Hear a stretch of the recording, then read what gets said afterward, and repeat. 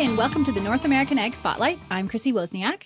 As our audience knows, we highlight the people and companies in agriculture who are impacting the industry and making a difference in the world. And today I'm so fortunate to be speaking with a woman who exists to do just that. She connects the people and science of food and farming. She's known for being a community catalyst, a passionate advocate for global agriculture, and for antagonizing people into action. She's worked with farmers in more than 25 countries, the author of 3 books, Food Bullying, Food Truths from Farm to Table, and No More Food Fights.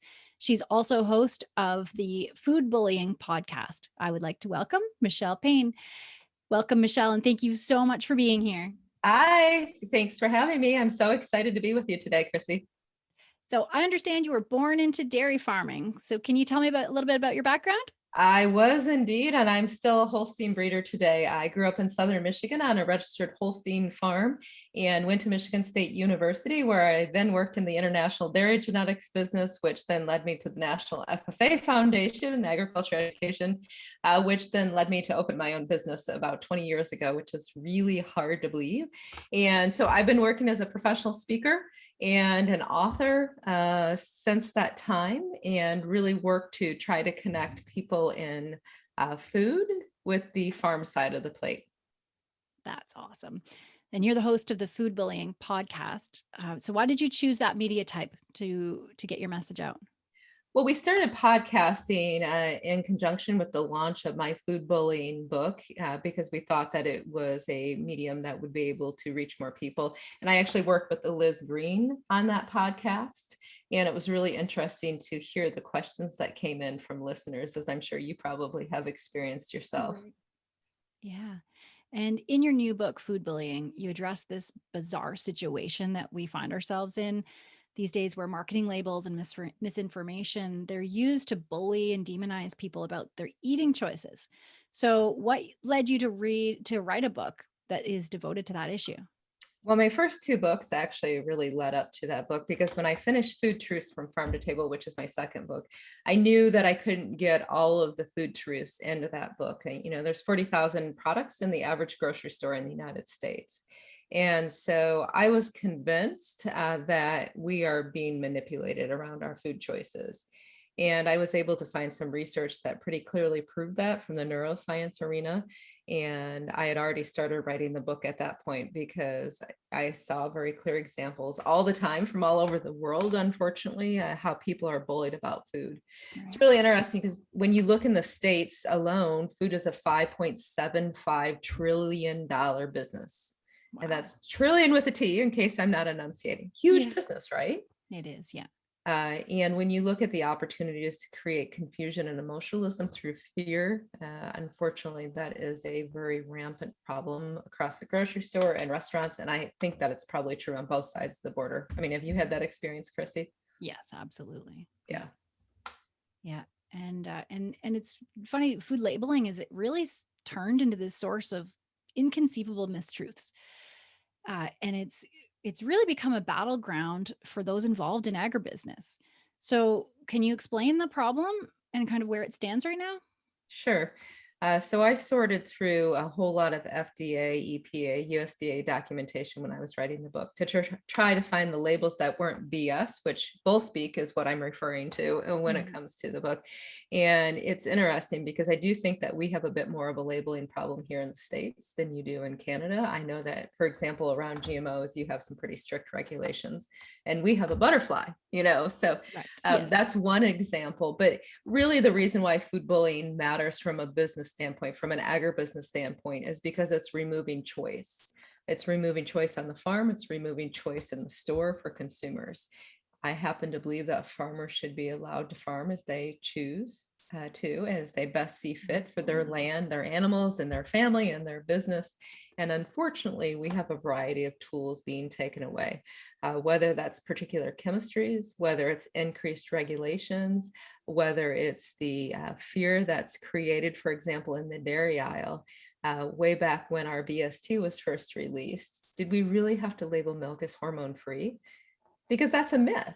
Right. You know, that's the reality. And so, you know, that's a tool that's been lost because of the marketing that's been around it. And there's any other number of examples from eggs to GMO to animal welfare to hog housing and the like. Very frustrating from the agriculture side. And what I always try to help my audiences understand is that this is very much about a best business practice in 2021, 2022. And we have to be able to help people better understand where their food comes from. Yeah, for sure. And I've seen it myself. It causes anger toward the end user as well, like from the perspective of agribusiness, right? Well, it does. It not only causes anger, but it creates distrust. Mhm. And when I wrote the book, there's a cycle in there, the food bullying cycle, and it starts with disconnect at around 9 o'clock. And, we're 3 to 4 to 5 generations removed from the farm. And I think that's probably true on both sides of the border within a generation or so. And with that disconnect comes distrust. And you don't trust what you don't know. For example, Chrissy, if I were to come knock on your door 6 months ago, would you have let me in? Right. And Yeah. that's the challenge that we all have is you don't trust what you don't know, particularly in such a time of uncertainty. And so from that distrust comes fear, and the bullies play on that fear. And it has some pretty negative ramifications for all of us in agriculture. Yeah, for sure. I saw a recent LinkedIn post that said 54% of consumers are looking for statements about the absence of certain ingredients. So, antibiotic free, non GMO, chemical free. So, how did this even happen? How is it? Usually this is added, but this is the absence of. Yes. It's really interesting because these labels make these claims. Something is hormone free. Well, let me assure you that with the exception of salt in the grocery store, nothing is hormone free. That is a misnomer that many people don't understand. If you use maple syrup on your pancakes, you're pouring tree sap, hormone sap onto your pancakes. That's just basic life. And then when you look at the other free types of claims, the antibiotic free, well, milk and meat are tested regardless of how they are produced. And organic is a viable production choice. I have absolutely no problem with organic. It is a choice that people have a right to make. However, when the antibiotic free labels start impacting trust in farming and trust in how that food is produced, I have a bit of a problem. The GMO free label down here or the non-GMO label is a pay to play scenario.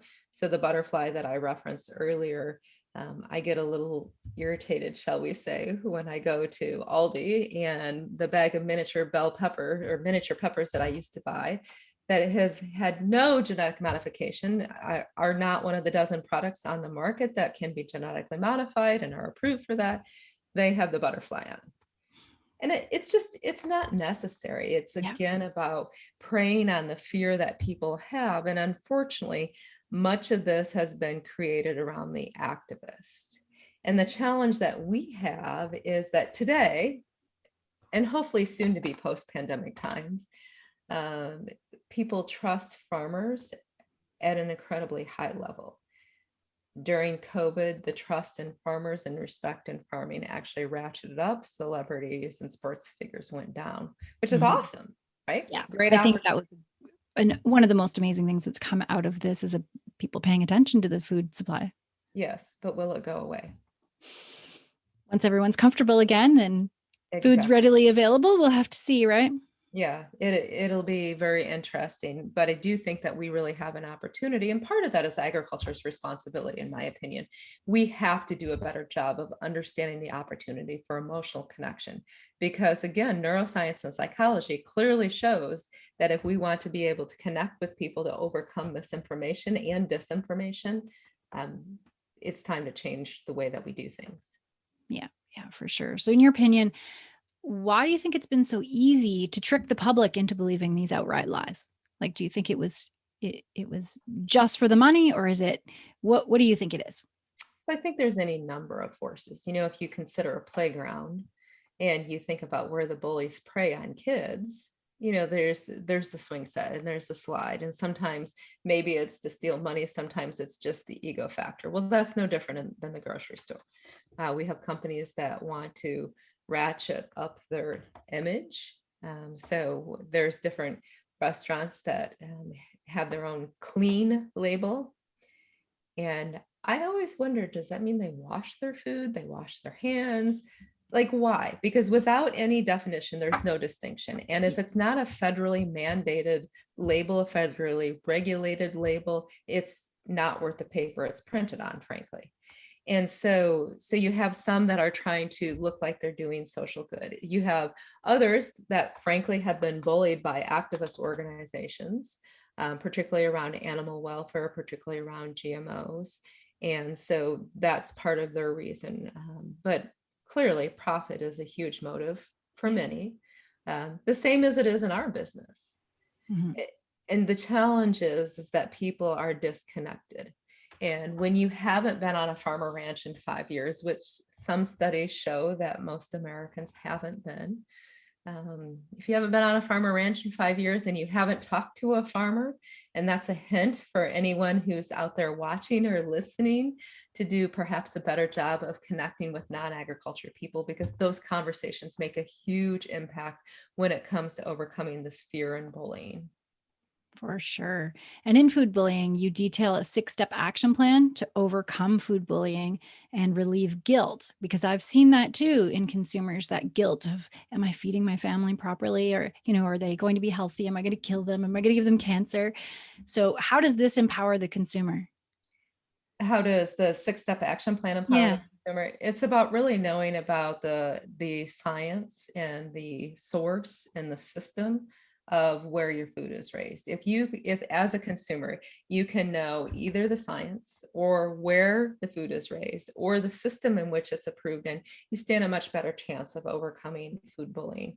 So that does involve actually connecting with farmers in person, online, whatever it may be, becoming familiar with the science, simple things like knowing that hormones are actually the chemical messengers of life. They're really cool things. They're not necessarily bad. They're not the pump up steroids that everybody seems to think that they are. So that's one example of science. And then knowing the system, knowing what the federally regulated labels are, because where there is measurement, there's meaning.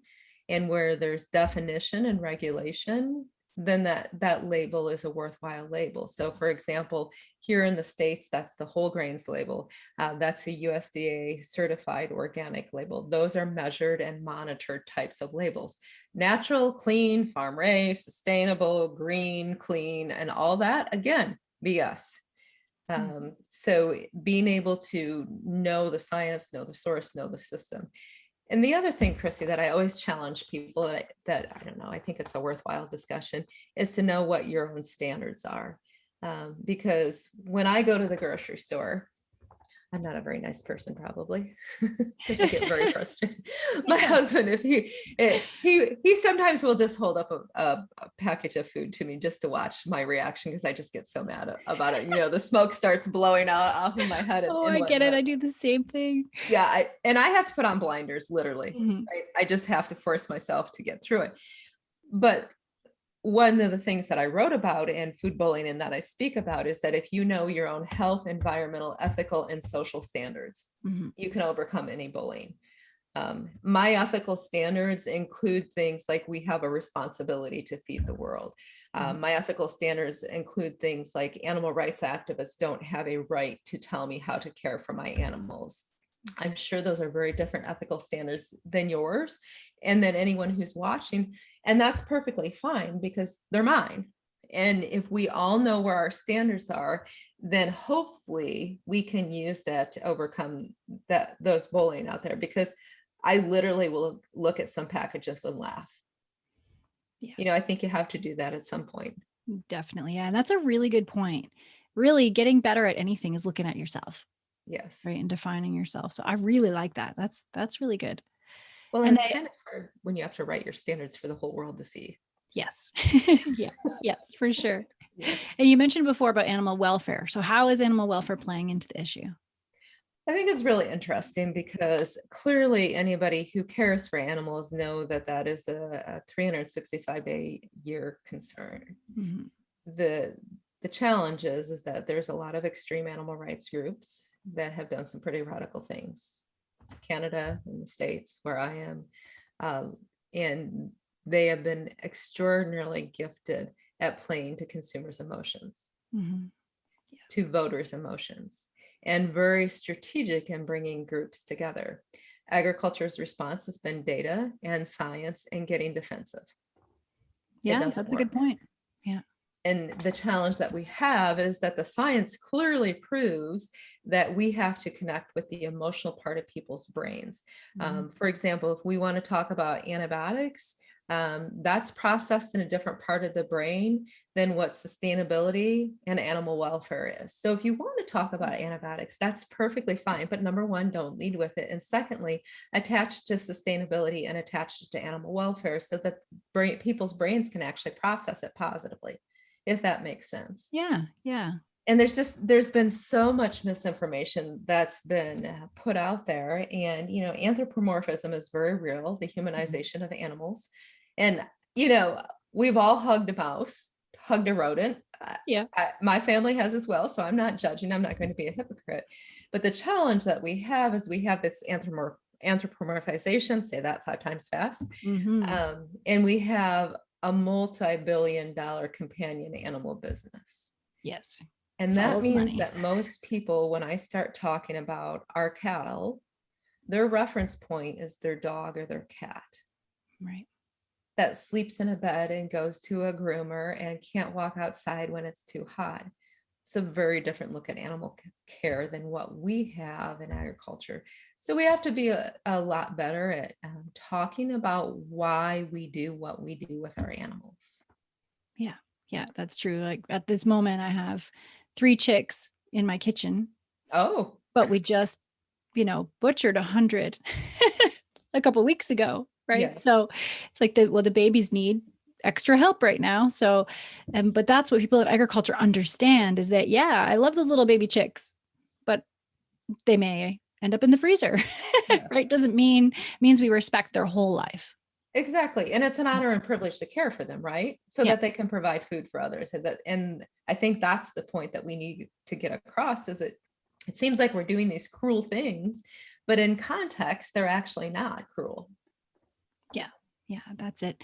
And in your book, Food Truths from Farm to Table, you suggested that local's not always better for the environment. So how can you explain how that's possible? Yes, you just pulled that one from LinkedIn. I'd be willing to bet. So good memory. Yeah, it's really interesting. The quick and simple answer is to read Locavore's Dilemma, which explains pretty clearly how, for example, I like bananas. I live in Indiana. There will never be a banana farm happening anywhere close to Indiana. I will never buy a local banana. And based on my own health, ethical, social, and environmental standards, I'm okay with that. Right.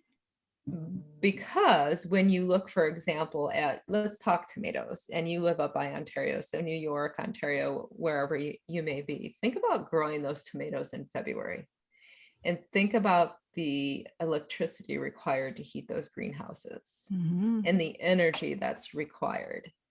And there's pretty clear numbers out there that shows that it's actually better to ship the tomatoes in from Mexico from an environmental impact standpoint alone than to bring them in from New York. Right. And so there's numerous examples in Locavore's Dilemma, for example, in New Zealand apples versus apples grown in the UK. And it's really interesting. And to be clear, I love local. I have a garden. We go pick blueberries, we pick apples. I think it's lovely to support my fellow agriculturalists locally. However, it's not always the end all be all that people try to make it out to be. That's it. Yeah. It's never just skin deep, right? You've got to look and really see what the data is behind. Yeah. Well, and I think that's an interesting point because when some of the folks that I interviewed on the Food Bullying podcast talked a lot about considering what your food dollar is impacting. That's a wide global reach, and they worked in food insecurity specifically. And so the choices that we make sometimes have extremely negative consequences on those that are living in food insecurity. Because eggs that cost 50 cents more because voters were bullied into believing that was better for the chickens as far as the laying houses, that's a big deal to someone who can't afford food for their family. Yeah, that's a good point. Yeah. Yeah, for sure. What do you think are the biggest opportunities in agriculture today? As far as connecting with consumers, Yeah. or Yeah, I guess in general, I know you also speak about mental health. You speak about a range of things. So I guess, from your, inner perspective, what do you think? sure, well, that's a big question. Yeah. I need more caffeine for that. I really think, and I will admit to being biased on this because of my own work, but I really think that we have the opportunity to connect brains and behavior. And Mhm. I've been trying to step into that space recently to help people in agriculture understand how to take better care of ourselves. We're really good at taking care of our land. We're really good at taking care of our animals. We're not so great at taking care of ourselves. And clearly statistics prove from suicide rates to mental health challenges that we need to do a better job. Yeah. And likewise, the data and the science is out there that shows very clearly that we have to connect with consumers in a different way than what we have been doing. You have to take time to get off your tractor seat, or at the very least, at least take a picture from your tractor seat and put it on Instagram and talk about why you're doing what you're doing. Yeah. Because if we can help consumers understand that their behavior impacts us, we have a different conversation on our hands, right? So I think there's a lot of opportunities again around connecting brains and behavior, whether it's from the mental health side within agriculture or whether it's looking across the plate beyond agriculture and trying to protect some of our interests from this crazy amount of bullying that's out there talking about what we do. I don't know about you, but it makes me a little angry. It really does. Yeah. Yeah. Just, I think, those of us in agriculture, we know where our food comes from. We hear these things over and over again, and it's hard to believe that there are people out there that believe the myths, right? So when you Yes. do face people in a conversation, I always feel a little bit shocked. Like, you actually believe that? Yes. So this is a great challenge for everyone who's watching or listening. Your next extended family gathering, whether it's the fourth here in the States, whether it's Thanksgiving in Canada or whatever the holiday may Mhm. be, when you're together with your extended family that you may not have seen for the last year and a half, ask them how they feel about where their food comes from. And promise me you won't throw food at them or punch them. Right? Because it is shocking to a lot of people. And I've worked across all the provinces, I've worked across most of the states.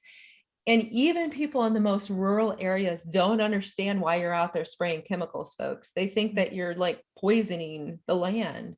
And they don't understand why we're doing what we do with our animals if we're not talking about the why behind it. Yeah.